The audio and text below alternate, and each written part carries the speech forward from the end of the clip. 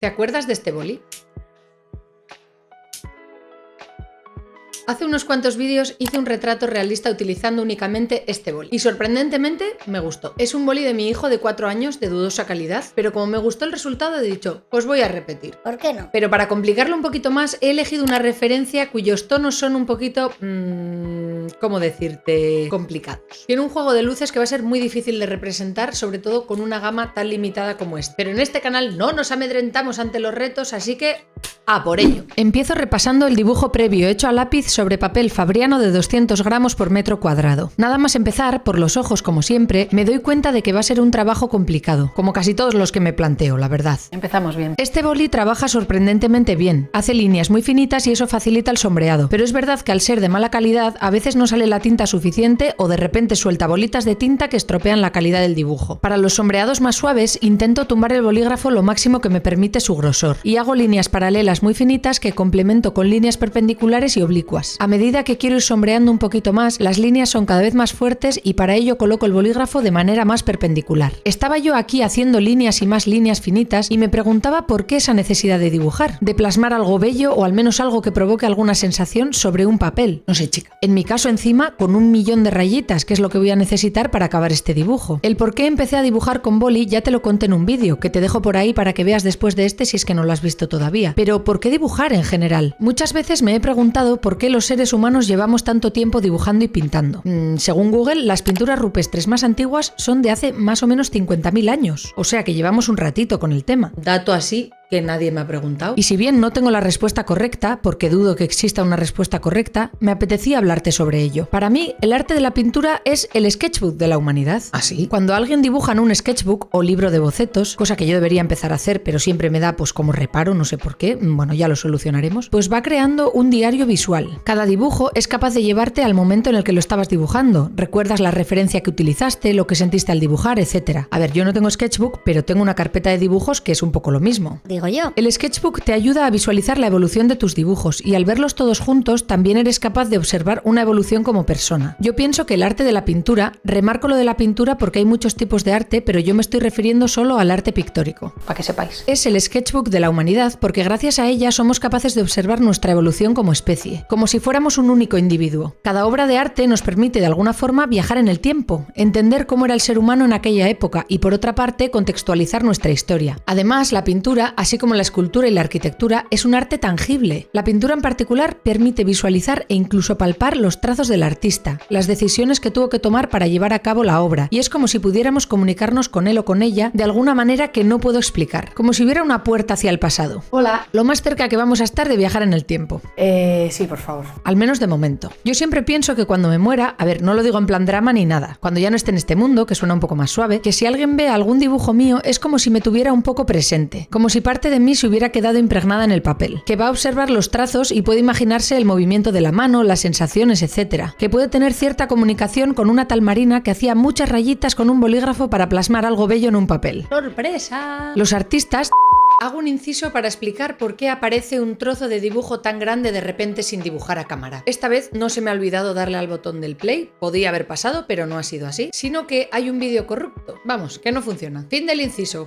Ya no solo artistas pictóricos, sino artistas en general, vivimos en una contradicción constante, porque lo que hacemos es totalmente prescindible y a la vez absolutamente imprescindible. A ver si me explico bien. Prescindible porque no pasa absolutamente nada si no acabas esa novela, si no te esfuerzas en sacar el acorde perfecto para el final de esa melodía, o en perfeccionar tu trazo para plasmar tu obra en el sketchbook universal.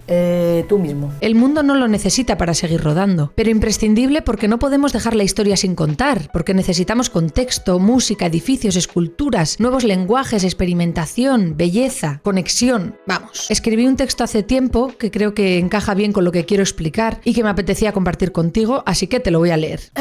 El arte permite expresar sentimientos de una manera que escapa a toda explicación. Sentimientos tan antiguos como la humanidad, tan únicos que el artista siente que solo él es capaz de comprender y tan universales que la humanidad entera puede verse reflejada en ellos. Es nuestro lenguaje universal, atemporal, aespacial. Es lo que nos conecta como especie y lo que nos hace uno, lo que nos ha dado el hilo conductor desde el principio de los los tiempos sobre quiénes somos. ¿A ti qué te parece? Por otra parte, cuando acabas una obra, deja de pertenecerte y pasa a ser de quien la mira o quien la escucha, la lee o la siente. El receptor la hace suya y en ella se ve reflejado. Por eso creo que es importante no quedarse dando vueltas a una obra terminada, hacerla demasiado tuya. A mí me encanta cuando acabo una obra en la que cada trazo era lo más importante del mundo en ese momento y en cuanto acabo digo, ¡hala!, a otra cosa. Pues así es. Y de repente se ha vuelto algo ajeno a mí, como si no lo hubiera hecho yo y simplemente existiera. Deja de pertenecerme. Me he puesto un poquito profunda, pero es que no sé qué me pasa que me entran ganas de ponerme a filosofar. ¿Qué quieres que te cuente? Volviendo a la parte un poco más técnica, te cuento que ha sido un poco locura sacar los colores de la foto con este boli. El rojo de este boli tiene bastante poca fuerza, porque es más granate que rojo. Es que... Y no sabía cómo darle el brillo necesario. La zona de las sombras, en la parte roja, quería darlas con marrón, pero es un marrón muy clarito, por lo que he tenido que hacer las sombras con negro. En la parte azul y verde, sin embargo, las sombras las he hecho con azul oscuro, el color más parecido al Bic tradicional. Me gusta mezclar colores con este boli, siempre que no me caigan bolitas de tinta, que por desgracia en este dibujo me han caído unas cuantas. Me cago en tu... Al ser líneas muy finitas, se entremezclan muy bien y permite que se vean las líneas de varios colores a la vez, lo que le da riqueza al dibujo. Ahora viene el pelo, y aquí me he puesto quisquillosa, porque como te decía, cada trazo es lo más importante del mundo en ese momento, y el pelo en la referencia es negro, pero no del todo. Tiene como un matiz ahí azul oscuro, así que voy a darle una base en azul para luego taparlo con negro. ¿Merecerá la pena rellenar todo de azul para después taparlo con negro y esperar a que se note ese matiz azulado que tiene el pelo? Pues yo creo que sí. Me parece que ha quedado bien y que algo de azul se intuye bajo el negro. Coloco un poco de cinta de carrocero para dibujar la camiseta con acuarela. La camiseta la quiero hacer con acuarela, para romper con el realismo del boli. Igual te estás preguntando por qué he puesto el pelo como si fuese un bloque sobre su cabeza. ¿Sí, no? ¿O qué? Pero es que los detalles de pelos sueltos y mechones en la patilla y demás, que son los que le dan vida al pelo, los quiero hacer al final. Le doy una primera capa y en cuanto se seca me doy cuenta de que ha quedado muy clarita. La tendré que oscurecer más, pero antes quiero hacer el detalle final del pelo solo en la parte de la cara, ya que además de la camiseta quiero pintar también el fondo, pero no con boli como hice en este otro dibujo, sino con acrílico. Por tanto, los detalles de pelos sueltos que tiene por encima de la cabeza tendré que hacerlos cuando acabe el fondo. Para pintar el fondo coloco cinta de carrocero en los otros 3 lados del dibujo. Empiezo a pintar el fondo con un tono de azul claro y un poco de verde. Nada más empezar ya me estoy arrepintiendo, porque si ya es difícil mezclar acrílico en lienzo, en papel ni te cuento.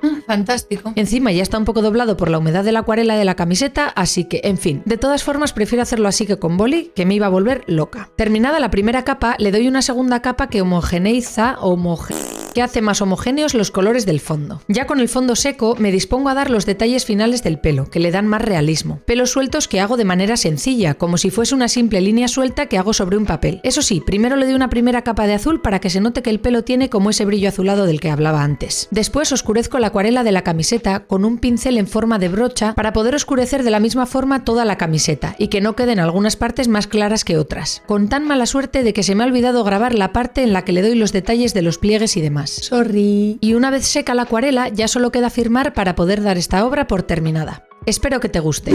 Pues este ha sido el resultado. Esta vez también me ha gustado mucho utilizar este boli para dibujar el retrato. Debo reconocer que esta vez me ha soltado bastante más bolitas de tinta que la otra vez. Por suerte, de lejos no se ven mucho, pero si te fijas de cerca se ve sobre todo por algunas zonas que tiene muchas bolitas de tinta. Sobre todo el color rojo y verde. De hecho, en algún momento pensé en utilizar un Bic rojo, pero luego pensé, no, voy a ser fiel a mi boli asqueroso. Perdona, boli, no es que seas asqueroso, pero...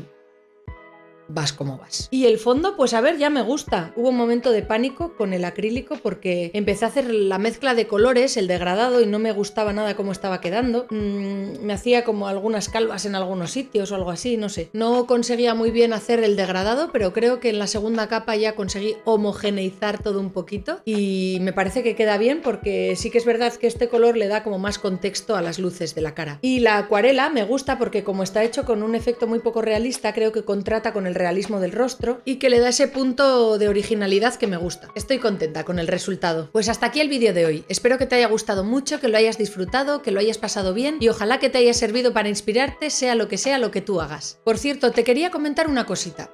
Estoy pensando cambiar el día de publicación del vídeo al domingo por la tarde, porque analizando mis estadísticas se ve que con mucha diferencia el domingo a la tarde es cuanto más gente ve mis vídeos. Entonces, bueno, me gustaría saber qué te parece, si te gustaría que hiciese este cambio o no. Acuérdate de que puedes compartir este vídeo con aquellas personas que creas que les pueda gustar y nada, poco más. Muchas gracias por ver este vídeo, un saludo y hasta la próxima.